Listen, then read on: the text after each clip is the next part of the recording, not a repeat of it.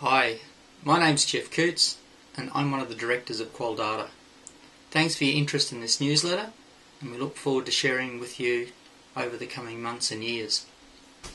The theme of this particular newsletter is evaluation out of the box. Thinking of more than just a standard survey or focus groups or interviews to be able to gather evaluation data.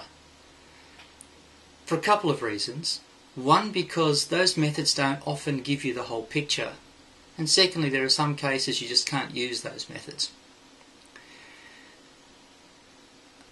I once gave an exercise to some university students that I was teaching evaluation to, and the exercise was around evaluating the value of the parks within a small country town to the community.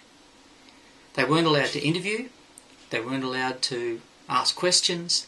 They were to do it by any other technique that they could. What the group did was they went to the parks and they started to observe what they could see on the parks. How many people were there at the time? How many people were there at different times? They had a look at what was in the rubbish bins. Were people eating there? What were they doing? They looked at how well used the playground equipment was. Evidence of cigarette butts, evidence of dog doos, and they gathered a picture over time of how these parks were used.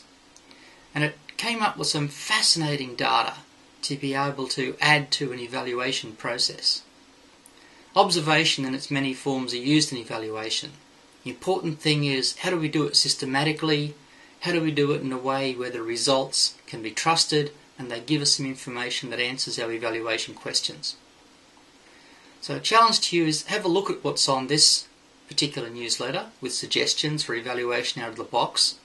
Think of that exercise with the parks and consider what techniques you can use to supplement or use instead of your standard evaluation techniques. Thanks.